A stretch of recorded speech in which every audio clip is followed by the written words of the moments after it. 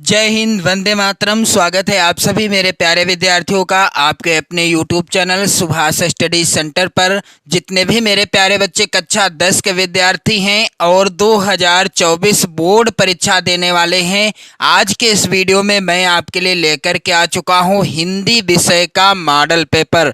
जी हाँ मेरे प्यारे बच्चों, हिंदी विषय का मॉडल पेपर है। आपकी बोर्ड परीक्षा की दृष्टि से सबसे महत्वपूर्ण प्रश्नों का संकलन इस मॉडल पेपर में किया है। तो आज का यह वीडियो आप लोग लास्ट तक देखिएगा, क्योंकि इस मॉडल पेपर को मैं पूरा सॉल्व भी कराने वाला हूं। तो जितने भी मेरे प्यारे बच्चे कक्षा 10 की बोर्ड परीक्षा देने वाले हैं 2024 में, आप सभी इस वीडियो को बिल्कुल भी स्किप नहीं करेंगे। और यदि आपने अभी तक चैनल को सब्सक्राइब नहीं किया है तो तुरंत चैनल को सब्सक्राइब कर लीजिएगा। मेरे प्यारे बच्चों, यहाँ पर आप देखोगे समय आपको 3 घंटे 15 मिनट का मिलेगा। मैंने इसके पहले भी कई मॉडल पेपर हिंदी विषय के आपको प्रोवाइड कराए हैं। यदि आप वीडियो देखना चाहते हो तो चैनल की प्लेलिस्ट में जाइएगा और मैं आपके लिए ऐसे ऐसे मॉडल पेपर की वीडियो प्रोवाइड कराऊंगा। हिंदी विषय,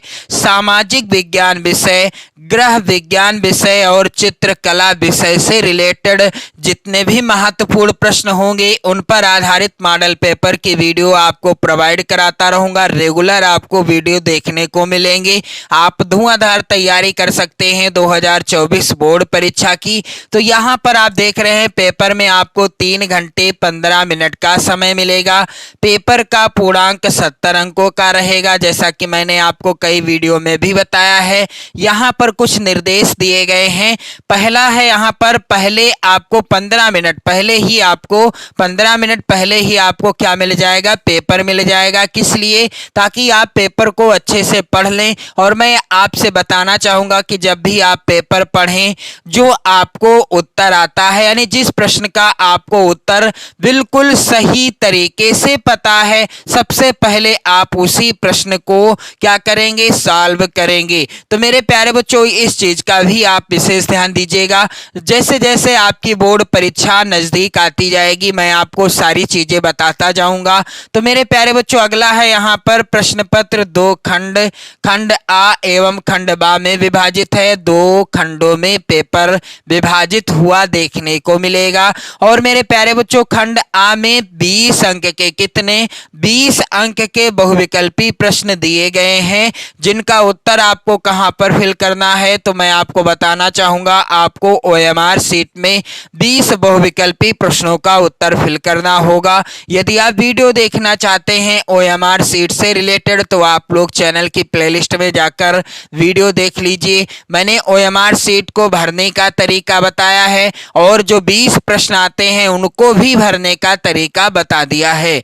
अगला है यहाँ पर खंड बा 50 अंकों का है, जिसमें वर्णनात्मक प्रश्न पूछे जाएंगे और इनका उत्तर आपको अपनी कॉपी पर, यानी जो आपको उत्तर पुस्तिका मिलेगी उस पर लिखना होगा। और प्रत्येक प्रश्न के सम्मुख अंक दिए गए हैं। तो मेरे प्यारे बच्चों, यहाँ पर आप लोग ध्यान दीजिएगा, कुछ बहुविकल्पी प्रश्न हैं इस मॉडल पेपर में जो ये वेरी इंपॉर्टेंट हैं। 20 प्रश्न पूछे जाएंगे खंड आ में और 20 अंक का पूर्णांक होगा। यदि आप इन 20 प्रश्नों का उत्तर सही तरीके से ओएमआर सीट में भरते हैं तो आपके 20 नंबर बिल्कुल नहीं कटेंगे। जी हाँ मेरे प्यारे बच्चों, ये 20 नंबर आपके नहीं कटेंगे, क्योंकि यदि आपने ओएमआर सीट में सही तरीके से प्रश्नों का उत्तर भरा है तो इसमें राइटिंग वगैरह के नंबर नहीं कटते। तो यहाँ पर आपको बहुविकल्पी प्रश्नों पर भी काफी ज्यादा ध्यान देना है। यहाँ पर पहला प्रश्न है और मैं आपको बता देना चाहता हूं कि एक प्रश्न से रिलेटेड और भी जो वेरी इंपॉर्टेंट प्रश्न होगा आपकी बोर्ड परीक्षा के लिए, उसको भी मैं इसी वीडियो में बता दूंगा। जैसे यहाँ पर आप देख पा रहे होंगे, पहला प्रश्न है, एकांकी सम्राट कहा जाता है, दिए गए विकल्पों में से किसे एकांकी सम्राट कहा जाता है। यहाँ पर उत्तर क्या हो जाएगा, डॉक्टर राम कुमार वर्मा जी को एकांकी सम्राट कहा जाता है। अब इनसे रिलेटेड एक प्रश्न और बन सकता है कि एकांकी सम्राट जो रामकुमार वर्मा जी हैं, इनकी प्रसिद्ध एकांकी का नाम क्या है? तो दीपदान डॉक्टर रामकुमार वर्मा जी की प्रसिद्ध एकांकी है। अगला प्रश्न है, हिंदी का प्रथम उपन्यास है, दिए गए विकल्पों में से हिंदी का प्रथम उपन्यास कौन सा है? तो आप लोग ध्यान दीजिएगा, हिंदी का प्रथम उपन्यास है परीक्षा गुरु, और परीक्षा गुरु के लेखक कौन हैं? लाला श्रीनिवास दास, या कहीं कहीं आप पुस्तकों में लिखा हुआ देखेंगे श्रीनिवास दास, तो लाला यहाँ पर श्री होगा, आप लोग ध्यान दीजिएगा, लाला श्रीनिवास दास जी के द्वारा लिखा गया है परीक्षा गुरु उपन्यास। अगला प्रश्न है, यहाँ पर उसने कहा था किस विधा की रचना है? यहाँ पर उत्तर क्या हो जाएगा? उसने कहा था कहानी विधा पर आधारित रचना है। और मैं चाहता हूं कि आप लोग कमेंट करके बताओ कि उसने कहा था कि ये लेखक कौन है। यह जो कहानी विधा पर आधारित रचना है यानी उसने कहा था, इसके लेखक कौन है? आप लोग कमेंट करके बताइएगा। अगला प्रश्न संख्या 4 है मेरे प्यारे बच्चों, यहाँ आप लोग ध्यान देंगे, त्याग पत्र के लेखक का नाम बताइए। त्याग पत्र जैनेन्द्र कुमार जी के द्वारा लिखा गया किस विधा पर आधारित रचना है? उपन्यास विधा पर आधारित रचना है। आप लोग ध्यान देंगे, जैनेन्द्र कुमार जी के द्वारा लिखी गई है यह रचना। और यदि पूछा जाता है त्याग पत्र जो रचना है, इस रचना की विधा क्या है? तो उत्तर हो जाएगा उपन्यास विधा। अगला प्रश्न संख्या 5 है मेरे प्यारे बच्चों, ठूठा आम किसकी रचना है? तो यहाँ पर उत्तर हो जाएगा भगवत सरल उपाध्याय जी की रचना है। और मैं चाहता हूं कि आप यहाँ पर जो प्रश्न दिया गया है ठूठा आम, इसकी विधा क्या है? आप लोग कमेंट करके बताइएगा, ठूठा आम किस विधा पर आधारित रचना है? प्रश्न संख्या 6 है, यहाँ पर नई कविता का प्रवर्तक किसे माना जाता है? तो यहाँ पर उत्तर क्या हो जाएगा? नई कविता का प्रवर्तक किसे माना जाता है? सच्चिदानंद हीरानंद वात्स्यायन अज्ञे जी को नई कविता का प्रवर्तक माना जाता है।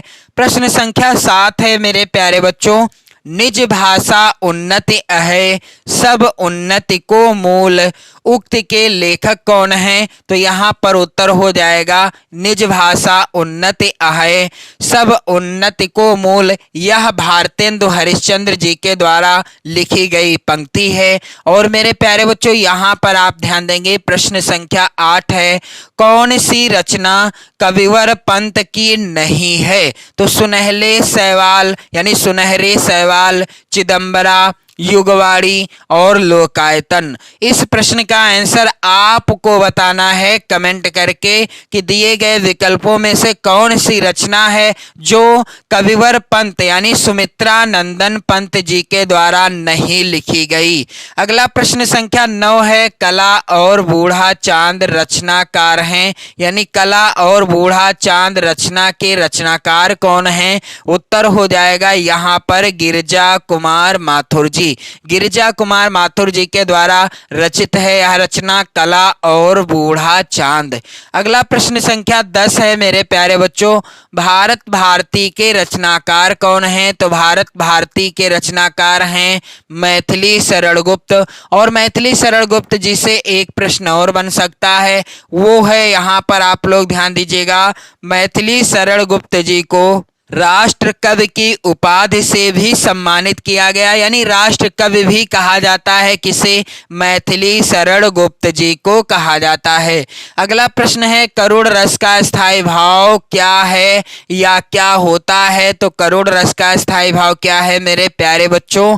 शोक होता है। अगला प्रश्न संख्या 12 है, आहुति सी गिर चढ़ी चिता पर चमक उठी ज्वाला सी में कौन सा अलंकार है? तो यहाँ पर उपमा की गई है यानी तुलना की गई है। तो उत्तर क्या हो जाएगा मेरे प्यारे बच्चों? यहाँ पर उत्तर हो जाएगा उपमा अलंकार, क्योंकि आहुति सी गिर चढ़ी चिता पर चमक उठी ज्वाला सी, यहाँ पर उपमा यानी तुलना की गई है। यहाँ से आप लोग ध्यान दीजिएगा। अगला प्रश्न है वेरी वेरी इंपॉर्टेंट, सोरठा के दूसरे और चौथे चरण में कितनी मात्राएं होती हैं? यहाँ पर आप लोग ध्यान दीजिएगा, सोरठा के दूसरे और चौथे चरण में कितनी मात्राएं होती हैं? तो यहाँ पर उत्तर क्या हो जाएगा? सोरठा के कौन से दूसरे और चौथे चरण में 13 मात्राएं होती हैं। सोरठा के पहले और कौन से पहले और तीसरे चरण में कितनी मात्राएं होती हैं? तो सोरठा के पहले और तीसरे चरण में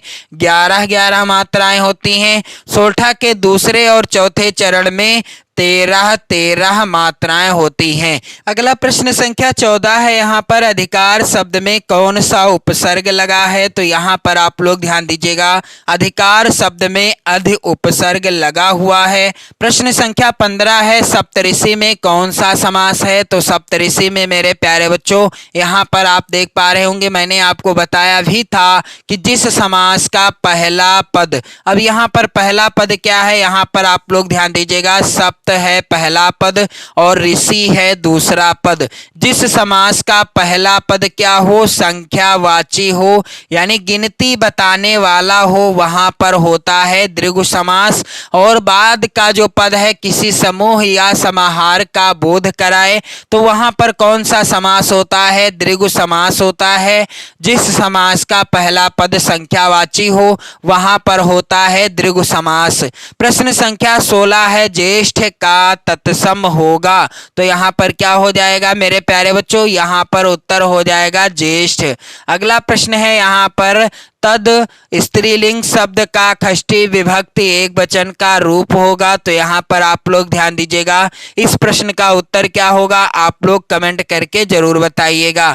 प्रश्न संख्या 18 है। मोहन गीत गाता है, रचना की दृष्टि से किस प्रकार का वाक्य है? तो यह कैसा वाक्य है? यह सरल वाक्य है। प्रश्न संख्या 19 है। मेरे प्यारे बच्चों, मुझे चला नहीं जाता, इस वाक्य में किस प्रकार का वाच्य प्रयोग है? तो आप लोग इसका भी आंसर कमेंट करके बताइएगा।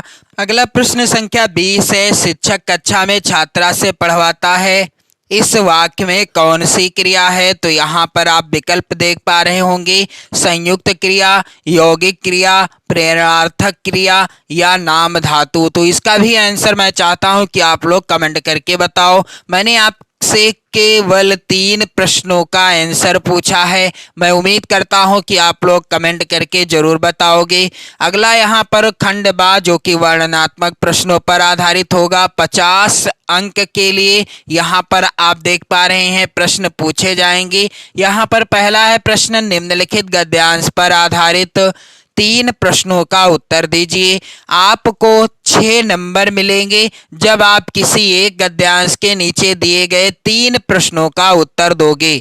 मेरे प्यारे बच्चों, यहाँ पर जो गद्यांश है इतना ज़्यादा इम्पोर्टेंट है कि आपकी बोर्ड परीक्षा 2024 में जरूर आएगा। मेरे प्यारे बच्चों, यह लगातार गद्यांश आता रहा है। कुसंग का ज्वर सबसे भयानक होता है, यह केवल नीति और सद्वृत्ति का ही नाश नहीं करता बल्कि बुद्धि का भी क्षय करता है। अब यहाँ पर पहला प्रश्न है, उपर्युक्त गद्यांश का संदर्भ लिखिए। तो यहाँ पर मैं आपको बताना चाहता हूँ कि मित्रता शीर्षक पाठ से यह गद्यांश लिया गया है।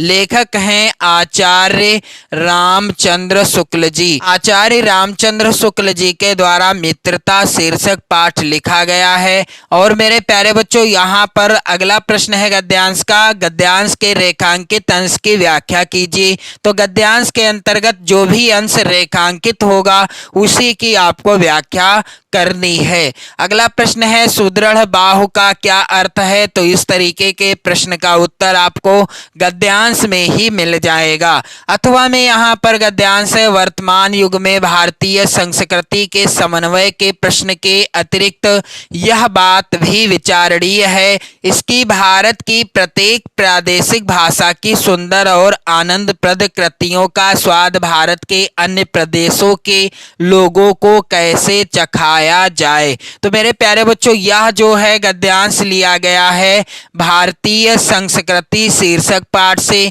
और इसके लेखक कौन है? भारत के प्रथम राष्ट्रपति जिनका नाम था डॉक्टर राजेंद्र प्रसाद जी। आप लोग ध्यान दीजिएगा, डॉक्टर राजेंद्र प्रसाद जी के द्वारा लिखा गया है भारतीय संस्कृति शीर्षक पाठ। और मेरे प्यारे बच्चों, यहाँ पर अगला प्रश्न आप लोग देख पा रहे होंगे, और इसी तरह से इस गद्यांश के नीचे भी 3 प्रश्न हैं। आपको किसी एक गद्यांश के नीचे दिए गए 3 प्रश्नों का उत्तर लिखना है। अगला प्रश्न ऐसा आएगा मेरे प्यारे बच्चों, दिए गए पद्यांश पर आधारित 3 प्रश्नों का उत्तर दीजिए। यहाँ पर आप लोग ध्यान दीजिएगा। ऊधव मोहि ब्रज दिसरत नाही, वृंदावन गोकुल वन उपवन, सघन कुंज की छाही, प्रात समय माता जसुमती और नंद देख सुख पावत, माखन रोटी दह्यो सजायो अति हित साथ खवावत।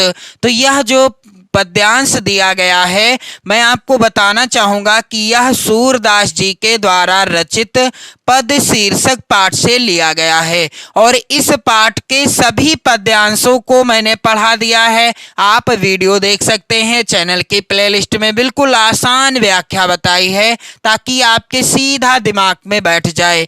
मेरे प्यारे बच्चों, यहाँ पर पहला है प्रश्न, प्रस्तुत पद्यांश का संदर्भ लिखिए। तो मैंने आपको बता ही दिया किस पाठ से है, रचयिता कौन है, रेखांकित अंश की व्याख्या कीजिए। तो मैंने पूरे पद्यांश की व्याख्या बताई है ताकि आपको लाभ क्या हो मेरे प्यारे बच्चों। लाभ ये होगा आपको कि आप जो है जब भी व्याख्या यहाँ पर जैसे मान लीजिए पहले से 2 लाइन यानी शुरुआत की 2 लाइनें रेखांकित हैं, हो सकता है बीच की लाइनें रेखांकित हों या आखिरी की, तो कोई भी हो आप आसानी से कर सको, इसलिए मैंने पूरा ध्यान रखा है। आप लोग धुआंधार तैयारी कर सकते हैं चैनल के साथ जुड़कर मेरे प्यारे बच्चों। अथवा में यहाँ पर आप देख पा रहे हैं अगला पद्यांश है, नृपन केरी आशा निसिनासी, वचन नखत अवली न प्रकाशी, मानी महिप कुमुद सकुचाने, कपटी भूप उलूक लुकाने, भय बिशोक कोक मुनि देवा, बरसहि सुमन जना वही सेवा। मेरे प्यारे बच्चों, यह जो लिया गया है आप लोग ध्यान देंगे पद्यांश, यह लिया गया है धनुष भंग शीर्षक पाठ से, और इसके रचयिता कौन है? गोस्वामी तुलसीदास जी हैं। तो इनके द्वारा रचित है धनुष भंग शीर्षक पाठ, जिसे मैंने पूरा पढ़ा दिया है। कोई भी वीडियो आप देखना चाहो तो चैनल की प्लेलिस्ट में जा सकते हो मेरे प्यारे बच्चों। यहाँ पर आप देख पा रहे हैं, इसके बाद अगला प्रश्न आएगा, दिए गए संस्कृत गद्यांश में से किसी एक का संदर्भ सहित हिंदी में अनुवाद कीजिए। 5 नंबर आपको मिलेंगे जब संस्कृत के किसी एक गद्यांश का आप संदर्भ और उसका हिंदी अनुवाद करोगे। तो यहाँ पर आप ध्यान दीजिएगा मेरे प्यारे बच्चों। आम स्वीकृता समया इति कथते तस्मिन् नागरिके सा ग्रामीणा, और मेरे प्यारे बच्चों आप लोग ध्यान दीजिएगा, यह जो गद्यांश है किस पाठ से लिया गया है? प्रबुद्धो ग्रामीणा शीर्षक पाठ से। इस पाठ की यदि आप कोई भी वीडियो देखना चाहते हैं तो आप चैनल की प्लेलिस्ट में जाकर देख सकते हैं। अथवा में यहाँ पर गद्यांश है, विश्वस्य सृष्टा ईश्वरः एक एव इति भारतीय संस्कृते मूलम। तो यह लिया गया है भारतीय संस्कृति संस्कृति शीर्षक। आप लोग ध्यान देंगे, भारतीय संस्कृति होगा, यहाँ पर भारतीय संस्कृति है शीर्षक पाठ से लिया गया है। अगला प्रश्न है मेरे प्यारे बच्चों, दिए गए संस्कृत पद्यांश में से किसी एक का संदर्भ सहित हिंदी में अनुवाद कीजिए। तो यह भी प्रश्न आएगा आपकी बोर्ड परीक्षा में। कितने नंबर का? 5 नंबर का प्रश्न होगा। आपको किसी एक संस्कृत के पद्यांश का संदर्भ लिखना होगा और उसका हिंदी में अनुवाद करना होगा। तो यहाँ पर आप लोग ध्यान दीजिएगा, सर्वे भवन्तु सुखिनः, सर्वे सन्तु निरामयाः, सर्वे भद्राणि पश्यन्तु माँ कश्चिद दुख भाग भवेत। यह किस पाठ से लिया गया है? श्लोक यानी पद्यांश भारतीय संस्कृति शीर्षक पाठ से, यानी भारतीय संस्कृति शीर्षक पाठ से लिया गया है। अथवा में पद्यांश है बंधनम मरणम वापि जयो वापि पराजयः उभयत्र समो वीरः वीर भावो ही वीरता। तो यह लिया गया है धीरः वीरेण पूज्यते। आप लोग ध्यान दीजिएगा, इस पाठ को मैंने पूरा पढ़ा दिया है। कोई भी वीडियो चाहे श्लोक से रिलेटेड हो या गद्यांश से यानी नाट्य संवाद से, तो आप लोग जरूर देख लेना, क्योंकि इस पाठ को मैंने पूरा पढ़ा दिया है। चैनल की प्लेलिस्ट में आपको क्रमशः वीडियो देखने को मिल जाएंगे। मेरे प्यारे बच्चों, यहाँ पर आप देखेंगे अगला प्रश्न संख्या 5। अपने पठित खंड काव्य के आधार पर निम्नलिखित प्रश्नों में से किसी एक का उत्तर दीजिए। तो आप लोग यहाँ पर देखेंगे प्रत्येक खंड काव्य से 2-2 प्रश्न पूछे गए हैं। जो भी खंड काव्य आपके जिले के लिए निर्धारित है, आप लोग कमेंट कर सकते हैं, मैं आपको बता भी दूंगा कि आपके जिले के लिए कौन सा खंड काव्य निर्धारित है। तो जो भी खंड काव्य आपके जिले के लिए निर्धारित होगा, आप अपने जिले के खंड काव्य के अनुसार किसी एक ही प्रश्न का उत्तर करेंगे, 3 नंबर आपको मिलेंगे। यहाँ पर आप देख पा रहे होंगे प्रत्येक खंड काव्य से 2-2 प्रश्न हैं। चाहे ज्योति जवाहर खंड काव्य हो, यहाँ पर 2 प्रश्न हैं। चाहे अग्र पूजा खंड काव्य हो, 2-2 प्रश्न हैं प्रत्येक खंड काव्य से। बस ध्यान रहे, जो खंड काव्य आपके जिले के लिए निर्धारित है सिर्फ उसी का उत्तर देना है, बाकी का उत्तर आपको नहीं लिखना है। अगला प्रश्न संख्या 6 का, दिए गए लेखकों में से किसी एक लेखक का जीवन परिचय आपको लिखना होगा।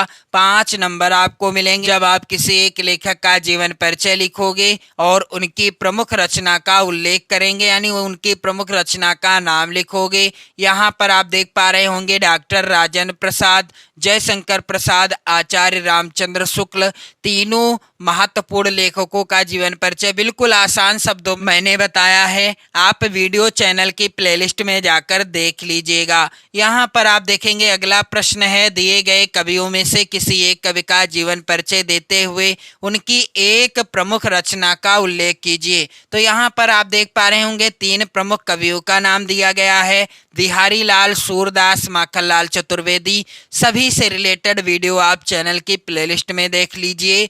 अगला प्रश्न है प्रश्न संख्या 7। अपनी पाठ्य पुस्तक में से कंठस्थ कोई एक श्लोक लिखिए जो इस प्रश्न पत्र में ना आया हो। 2 नंबर का प्रश्न आएगा। फिर प्रश्न संख्या 8 है, निम्नलिखित प्रश्नों में से किन्हीं 2 प्रश्नों का उत्तर संस्कृत में दीजिए। तो यहाँ पर आप देख पा रहे होंगे 2 नंबर का यह भी प्रश्न आएगा। 4 नंबर का आता था लेकिन 2 नंबर का आएगा इस बार। 2023 में 4 नंबर का आया था, इस बार क्या हुआ है 2 नंबर आपको मिलेंगे। यानी प्रत्येक प्रश्न का उत्तर आप देंगे, यानी 2 प्रश्नों का उत्तर आप देंगे, 2 नंबर आपको मिलेंगे।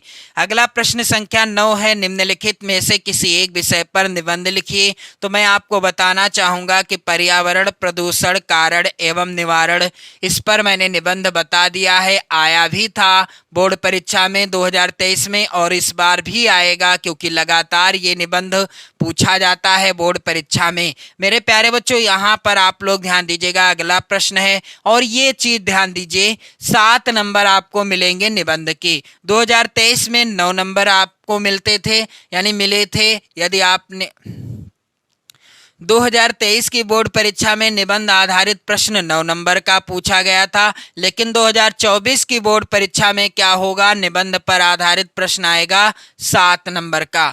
अगला प्रश्न है यहाँ पर प्रश्न संख्या 10 है, आकस्मिक अवकाश हेतु अपने प्रधानाचार्य को एक पत्र लिखिए अथवा छात्रवृत्ति के लिए अपने प्रधानाचार्य को एक पत्र लिखिए। तो ये रहा मॉडल पेपर 2024 की बोर्ड परीक्षा के लिए। आप लोग इस मॉडल पेपर को कंप्लीट तैयार कर लीजिएगा और भी महत्वपूर्ण मॉडल पेपर की वीडियो देखने के लिए आप लोग चैनल को जरूर सब्सक्राइब कर लीजिए। पढ़ते रहें, मस्त रहें, स्वस्थ रहें।